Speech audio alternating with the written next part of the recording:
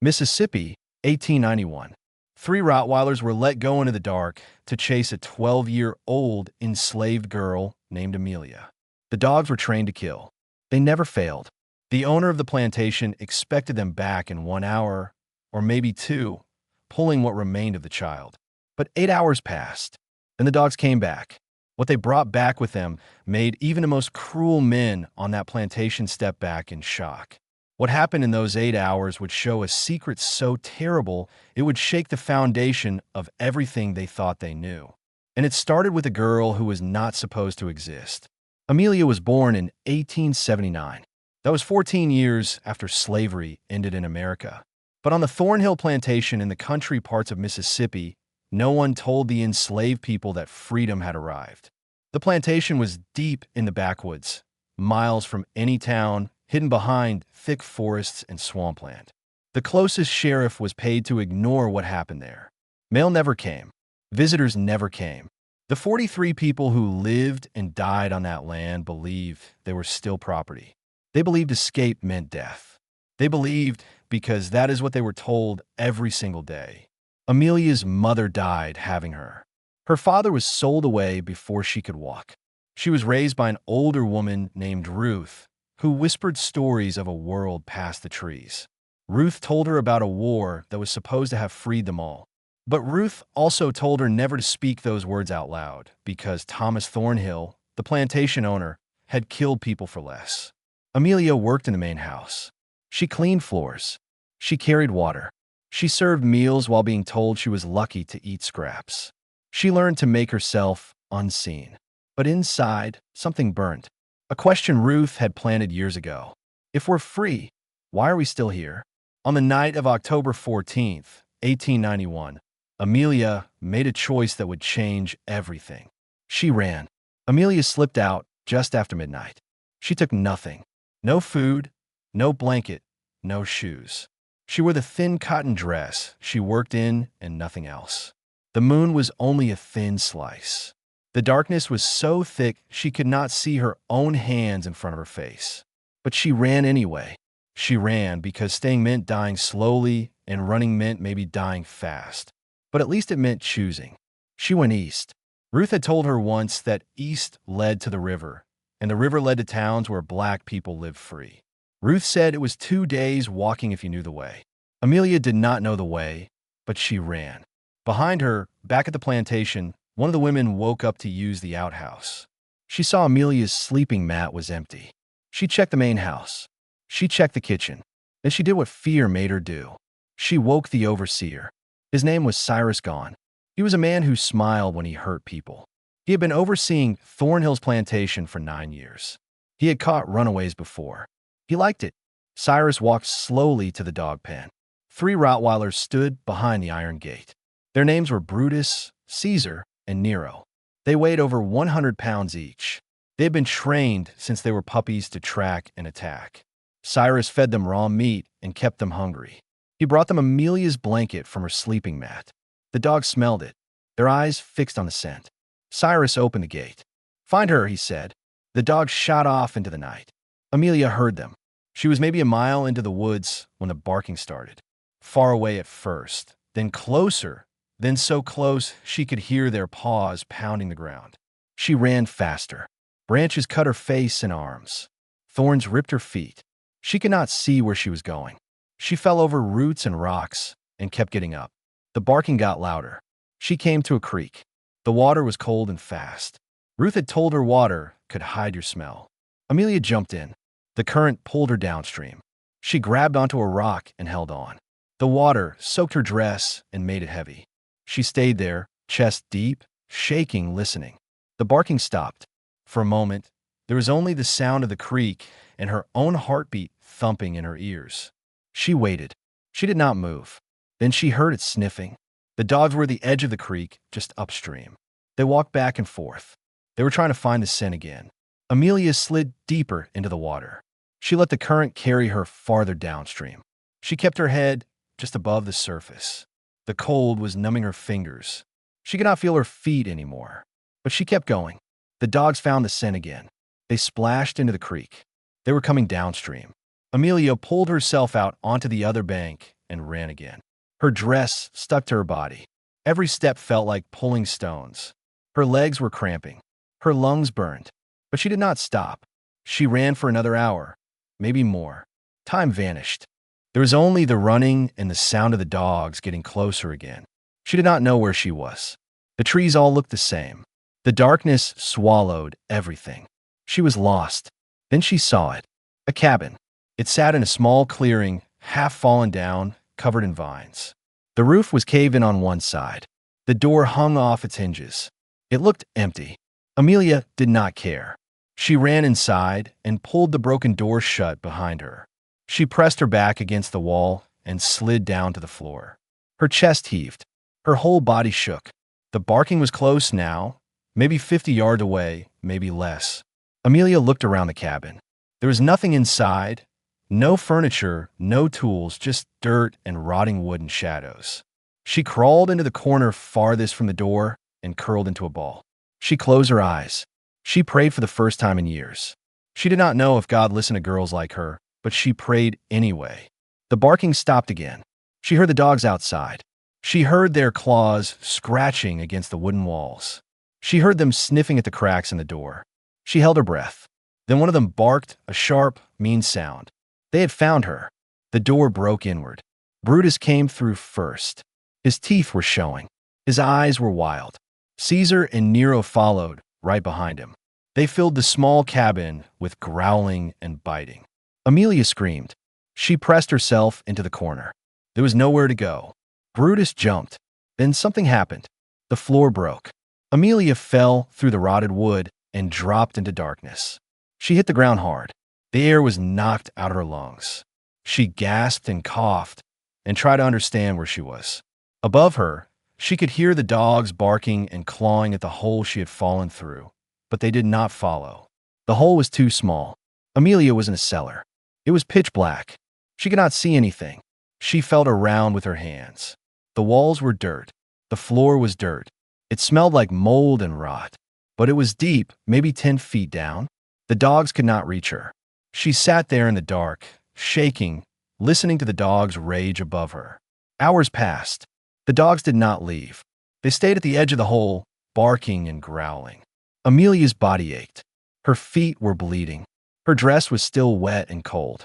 She wrapped her arms around herself and waited. She did not know what else to do. Then the barking changed. It got quieter, unsure. The dogs were sniffing at something. Amelia heard them move away from the hole. She heard their claws on the cabin floor. They were distracted by something. She waited. The barking stopped completely. Silence. Amelia did not move. She did not trust it. She stayed in the cellar, breathing as quietly as she could. Minutes passed, maybe an hour. She could not tell anymore. Then she heard a voice. Girl. It was a woman's voice. Old, rough. It came from above, from somewhere inside the cabin. Girl, you down there? Amelia did not answer. She did not know if it was a trick. I ain't going to hurt you. Them dogs is gone. You can come up now. Amelia's throat was too dry to speak. She swallowed hard. Who are you? She whispered. Someone who ain't supposed to be here neither. Come on up. I got water. Amelia waited. Then she reached up and found a piece of wood sticking out from the wall. She used it to pull herself up. She climbed slowly, carefully, until she could see through the hole. A face looked down at her. An old black woman with silver hair and deep lines around her eyes. She reached down and helped pull Amelia out of the cellar. Amelia stood on shaking legs. She looked around the cabin. The dogs were gone. The woman stood in front of her holding a tin cup. Drink, the woman said. Amelia took the cup and drank. The water was warm, but it was the best thing she had ever tasted. She drank until the cup was empty. Where did the dogs go? Amelia asked. The woman smiled. It was not a happy smile. It was sad and knowing. I sent them away, she said. Ow! Same way I've been sending away everything that comes looking for me. I know things. Things that scare dogs, things that scare men too. Amelia stared at her. Who are you? My name is Esther. I've been living in these woods for near 40 years. I was enslaved once. Long time ago. I ran. They sent dogs after me too. But I learned how to survive. I learned how to hide. And I learned how to fight back in ways they don't understand. Amelia's legs gave out.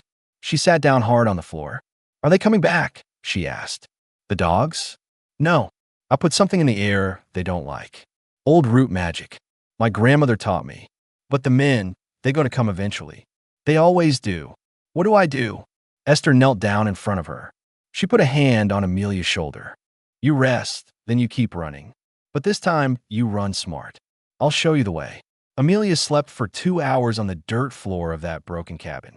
When she woke, dawn was breaking through the cracks in the walls. Esther sat near the door, watching the trees. She had a knife in her hand. It was old and rusted, but sharp. They'll come soon, Esther said without turning around. The dogs went back. The men will want to know why they came back without you. Amelia sat up. Her body screamed with pain. Every muscle was tight. Her feet were swollen and covered with dry blood. She looked down at them and felt tears coming. She pushed the bag down. How far is the river? Amelia asked. 2 days if you move fast. 3 if you don't. But you ain't going to the river. Amelia looked at her. Why not? Because they know that's where runaways go. They'll have men waiting there. You go to the river, you get caught. Or worse. Then where do I go? Esther finally turned to look at her. Her eyes were hard but not unkind. North. There's a settlement about 4 days from here. Free black folks. They don't ask questions. They don't turn people away. But the path is rough. Swamp land, alligators, snakes. Most people don't make it. Most people don't make it here either, Amelia said. Esther smiled a little. You got some fire in you. Good. You'll need it. Esther stood and walked to the corner of the cabin. She moved some loose boards and pulled out a small sack. Inside was dried meat, a piece of hard bread, and a tin of water. She handed it to Amelia. This will get you through 2 days if you're careful. After that, you got to find food yourself. You know what plants you can eat? Amelia shook her head. Esther sighed. Then you're going to learn fast or you're going to starve. She knelt down next to Amelia and started wrapping her feet with strips of cloth torn from an old blanket. The cloth was rough, but it was better than nothing. Why are you helping me? Amelia asked. Esther did not answer right away. She tied off the cloth and sat back. Because somebody helped me once. Long time ago. And I swore if I ever got the chance, I'd do the same. That's all. She stood up and walked back to the door. You need to go now? They're coming. I can feel it. Amelia stood. Her legs still shook, but they held her. She took the sack and hung it over her shoulder. What about you? I'll be fine. I always am. Amelia walked to the door. She stopped and looked back at Esther. Thank you. Esther nodded. Don't thank me yet. Thank me when you make it. Amelia stepped out of the cabin and into the woods. The morning air was cool. Birds were starting to sing. For a moment, it almost felt peaceful. Then she heard it. Voices. Men's voices. They were far away, but getting closer. She ran. Esther watched her disappear into the trees. Then she turned and walked back into the cabin. She sat down in the center of the room and waited. She had done this before. She knew what was coming. 15 minutes later, Cyrus Gone arrived with 5 other men.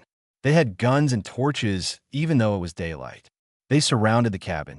Cyrus kicked the door open and stepped inside. He saw Esther sitting there calm as anything. Where is she? He demanded. Where's who? Esther asked. Cyrus raised his rifle and pointed it at her face. The girl. The dogs tracked her here. Where is she? Esther looked at him like he was a child throwing a fit. Ain't no girl here, just me. And I've been here alone for years. Your dogs must have lost the scent. Cyrus looked around the cabin. He saw the hole in the floor. He walked over and looked down into the cellar. It was empty. He turned back to Esther. You're lying. Believe what you want. Don't make it true. One of the other men stepped forward. Cyrus, we're wasting time. The girl's long gone. Let's go. Cyrus stared at Esther for a long moment. Then he lowered his rifle. If I find out you help her, I'll come back and I won't be kind. Esther said nothing. Cyrus and his men left.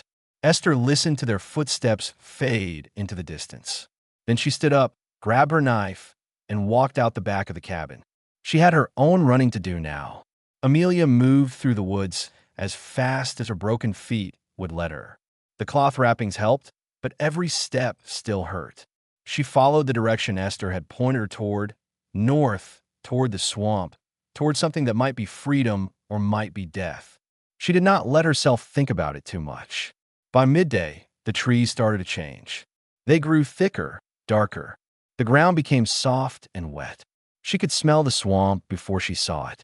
It smelled like rot and standing water and things that had died a long time ago. She stopped at the edge of the swamp and stared. It stretched out in front of her like a black mirror. Trees rose out of the water, their roots twisted and knotted. Moss hung from the branches like old curtains. The water was still, too still. She knew what that meant. Alligators. She had two choices: go through the swamp or go around it. Going around would take days. Days she did not have. So she stepped into the water. It was warm. It came up to her knees, then her waist, then her chest. The bottom was soft mud that sucked at her feet with every step. She kept her arms above the water and moved slowly. She did not want to make noise. She did not want to attract attention. Something brushed against her leg. She froze. She looked down, but could not see through the dark water. She waited. The thing moved away. She kept walking. It took her 3 hours to cross the swamp. When she finally pulled herself on a dry land on the other side, she collapsed. Her whole body was shaking. The cloth wrappings on her feet had come loose and floated away somewhere in the water. Her dress was covered in mud and slime. She smelled like death. She lay there for a long time. The sun was setting. She knew she needed to move. She knew she needed to find shelter before dark, but her body would not respond. She was so tired, so hungry, so broken. Then she heard something. Footsteps. She forced herself to sit up. A figure came out of the trees. A man. He was black, tall. He carried a rifle. Amelia's heart sank. She tried to stand, but her legs would not work. The man stopped a few feet away from her. He looked her up and down. "You running?" he asked. Amelia did not answer. She did not know if she could trust him. "It's all right," he said. "I ain't going to hurt you. I'm running too." He lowered his rifle and set it on the ground. Then he sat down across from her. "My name's Marcus. I've been free for 6 months now. I'm heading north to the settlement." "You headed that way too?" Amelia nodded slowly. "How far?" she asked. 3 more days if we move steady. Less if we push hard. But you look like you ain't got much push left in you." "I'll make it," Amelia said. Marcus studied her face. Then he reached into his pack and pulled out a piece of dried fish. He handed it to her. "Eat. You ain't going to make it anywhere on an empty stomach." Amelia took the fish and ate. It was salty and tough, but it was food. She ate slowly, savoring every bite. "Where'd you come from?" Marcus asked. "Thornhill Plantation." Marcus's face changed. He looked surprised, then angry. "Thornhill. That place is supposed to be abandoned. Everybody knows the war freed the slaves 30 years ago." "Not there," Amelia said. "Nobody told us. Nobody came. We didn't know." Marcus stared at her. "How many people still there?" 43. Maybe less now. P.P.D. They don't get replaced." Marcus stood up. He paced back and forth. He looked like he wanted to break something. "That son of a—" He stopped himself. He took a deep breath. "We got to tell somebody. When we get to the settlement, we got to tell somebody." "They won't believe us," Amelia said. "Nobody ever believes us. They will because I'll make them." Amelia looked at him. She wanted to believe him. She wanted to believe that someone would care. But she had learned a long time ago that wanting something did not make it true. Marcus sat back down. "We'll rest here tonight. Move at first light. I'll keep watch. You sleep." "I can't sleep," Amelia said. "Every time I close my eyes, I hear the dogs." "The dogs are gone. They always come back." Marcus did not argue with her. He just nodded. "Then we'll stay awake together." They sat in silence as the sun disappeared and the darkness came. The woods filled with sounds. Crickets, frogs, owls, things rustling in the bushes. Amelia jumped at every noise. Marcus stayed calm. He had been doing this longer than her. He knew which sounds mattered and which did not. Around midnight, Marcus spoke. "You got family back there?" "No," she said. "They're all gone. Dead or sold, I don't know which." "I'm sorry." "Don't be. I'm out now. That's all that matters." Marcus looked at her. "You're strong. Stronger than most people I've met. You're going to make it. You don't know that." "Yeah, Ido." Amelia did not respond. She pulled her knees to her chest and stared into the darkness. Somewhere out there, Cyrus and his men were looking for her. Somewhere out there, The dogs were resting, waiting to be sent out again. Somewhere out there, 42 people were still living in chains, believing that's all there was. She thought about Ruth. She wondered if Ruth knew she had run. She wondered if Ruth was proud or terrified, or both. She wondered if she would ever see her again. She did not let herself cry. Crying did not help. It just made you weak, and she could not afford to be weak. Not now, not ever. As the night wore on, exhaustion finally won. Amelia's eyes closed. She slept sitting up, her head resting on her knees. She dreamed of dogs with red eyes and men with guns, and a river she could never reach. When she woke, Marcus was shaking her shoulder. "We gotta go," he said. "Now? What's wrong?" "I heard voices about a mile back. They're coming this way." Amelia stood. Her feet screamed. She ignored them. "How many?" "Don't know. At least 3, maybe more." They grabbed their things and started moving fast. The sun was just starting to rise. The woods were gray and shadowy. They moved north, pushing through thick brush and over fallen trees. Behind them, the voices got louder. "There, I see tracks." "This way." Amelia and Marcus ran. Her feet were bleeding again. Every step left a red mark on the ground. She knew they could follow that. She knew they were leaving a trail, but there was nothing she could do about it. They came to a ravine. It was deep and narrow with steep sides. A small stream ran at the bottom. Marcus looked at Amelia. "We gotta jump." "I can't." "Yes, you can. On 3. 1, 2, 3. They jumped. Amelia hit the ground hard and rolled. Pain shot through her ankle. She bit down on her tongue to keep from screaming. Marcus landed next to her and immediately pulled her to her feet. "Keep moving." They stumbled along the bottom of the ravine, splashing through the stream. The water was cold. It felt good on Amelia's burning feet. They moved as fast as they could, but Amelia was slowing down. Her ankle was swelling. She was limping badly. Behind them, they heard the men reach the edge of the ravine. They went down there. "Go around. Cut them off." Marcus cursed under his breath. He looked at Amelia. "Can you climb?" She looked at the steep walls of the ravine. "I don't know. Try." They found a spot where the wall was slightly less steep. Marcus climbed up first, then reached down to pull Amelia up. She grabbed his hand and tried to climb. Her feet slipped on the wet rocks. She fell back down. She tried again. This time she made it halfway up before her ankle gave out. She fell again. The voices were getting closer. "I can't," Amelia said. "Go without me." "No, you have to. Tell them about Thornhill. Tell them what's happening. Make them listen." Marcus climbed back down into the ravine. He grabbed Amelia by the shoulders. "I ain't leaving you. We both make it or neither of us does. Now, get up." Amelia looked into his eyes. She saw something there she had not seen in a long time. Determination, hope, belief. She got up. Marcus helped her climb. It was slow, painful, but they made it to the top. They pulled themselves over the edge and kept running. The voices behind them were close now, so close she could hear individual words. "I see them. Don't let them get away." A gunshot rang out. The bullet hit a tree next to Amelia's head. Bark exploded. She ducked and kept running. Another shot. This one went wide. They were firing blind, shooting at movement through the trees. Then they broke through the trees. In front of them was a clearing. And in the clearing were houses, real houses with smoke coming from chimneys. People were outside working in gardens, hanging laundry. They stopped what they were doing and stared. Amelia and Marcus stumbled into the clearing.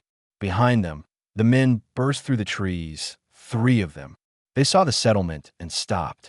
One of them raised his rifle. "Those 2 are runaways. They're our property." An old man stepped forward from the crowd. He was black with white hair and a beard. He walked with a cane, but his voice was strong.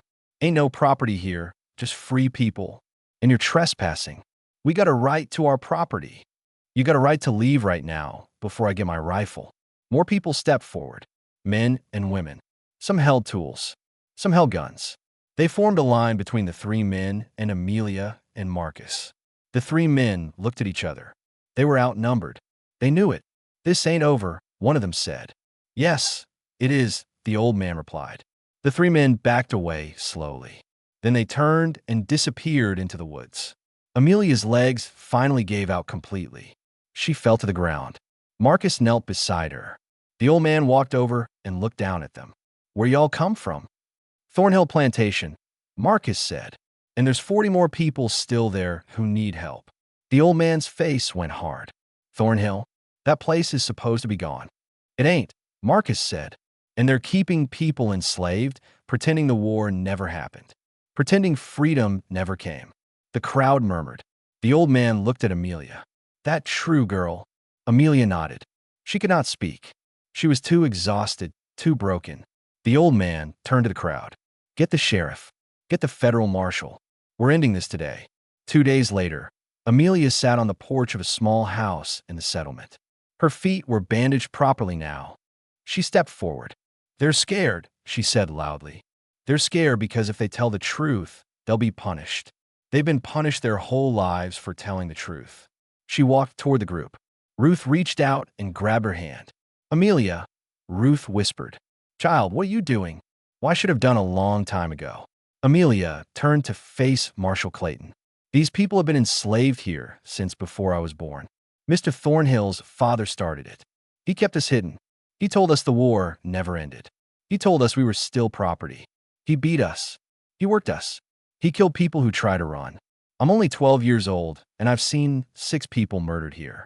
6 people buried in unmarked graves in those woods." The marshal's face went pale. "That's a lie," Thornhill shouted from a porch. "That girl is a liar and a thief. She ran away, and now she's trying to cause trouble."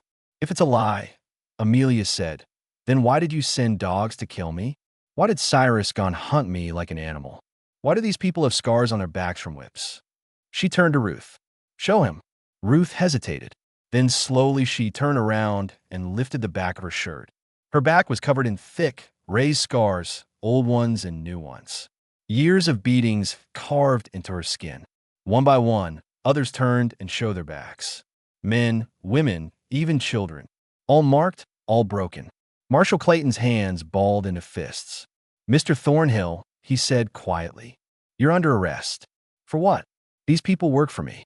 For illegal enslavement, for kidnapping, for murder, and for violating the 13th Amendment of the United States Constitution."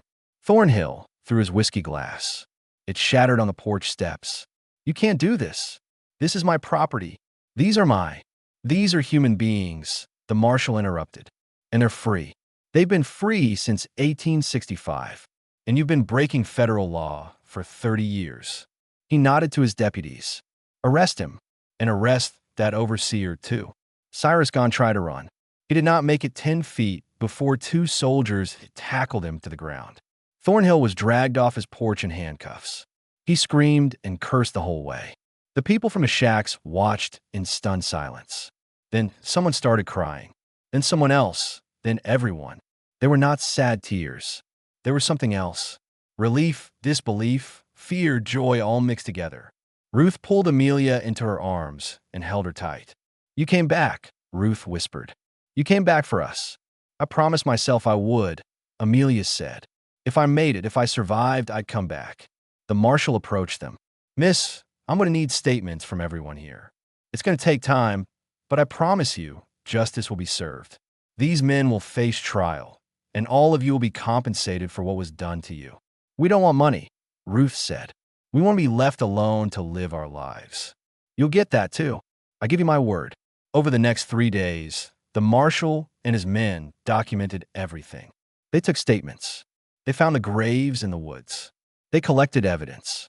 They arrested 3 more men who had helped Thornhill maintain his illegal operation. The people of Thornhill Plantation were given 2 choices.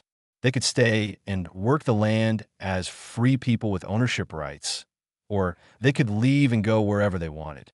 Most chose to stay. It was the only home they had ever known. But now it would be theirs. Samuel helped them set up a council to govern themselves. He helped them file the legal paperwork to claim ownership of the land. He helped them understand what freedom actually meant.